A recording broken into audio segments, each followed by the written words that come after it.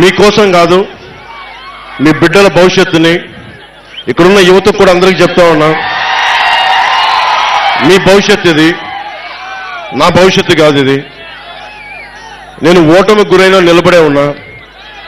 నాకు రిలీజ్ సోదరుల కష్టాలు తెలుసు, మత్స్యకారు సోదరుల కష్టాలు తెలుసు, చేనేత కార్మికుల కష్టాలు తెలుసు, రైతాంగం కష్టాలు తెలుసు.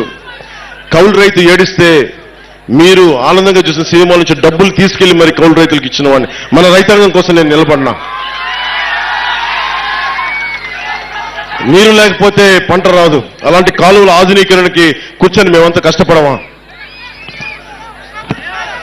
మీరు వైసీపీ వాళ్ళు వస్తే ఒకటి అడగండి. మనకి సోమరి చెరువు నుంచి మట్టి ఇష్టం వచ్చినట్టు తవ్వి వెళ్ళిపోతా ఉన్నారు.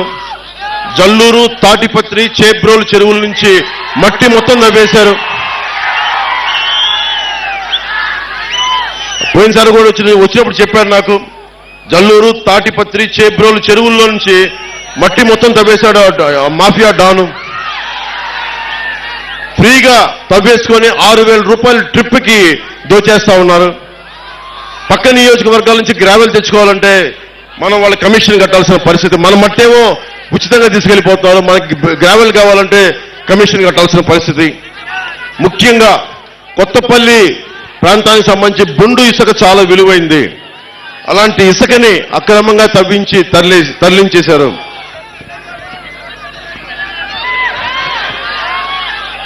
జేపీ వెంచర్స్ అనేది ఇంకో కంపెనీ కూడా ఉంది. జేపీ వెంచర్స్, ఇంకొకరు వైసీపీ కంపెనీ ఉంది. అది కూడా కాకినాడ ఎంపీగా నిలబడుతున్న వ్యక్తి కంపెనీ అనుకుంటా. అది కూడా పేరు చెప్పట్లేదు, బాధపడతారని.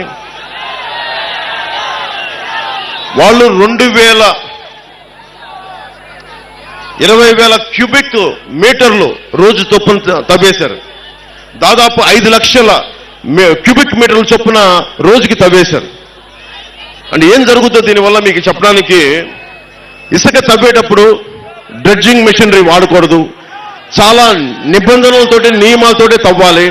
వాటిని దాటేశారు. సో వీటన్నిటిని దృష్టిలో పెట్టుకొని నష్టం మీరే పోతారు. మీ చెరువుల్లో మట్టి పోయినా, మీ తీర ప్రాంతానికి కోత కలిగినా, వీళ్ళు చేసే అక్రమ ఇసుక రవాణా మీ జీవితాలను ఛిద్రం చేసేస్తుంది. చెరువు మొన్నదాకా 2 అడుగులు లోతు అనుకుంది అని చెప్పి మన సముద్రంలోకి వెళ్తే సడన్ గా లోపలికి పోతే 10 అడుగులు మట్టి, ఇంకా 20 అడుగులు ఉంది. మునిగిపోయి చచ్చిపోతా ఉన్నారు ప్రజలందరూ. దీన్ని దృష్టిలో పెట్టుకోండి.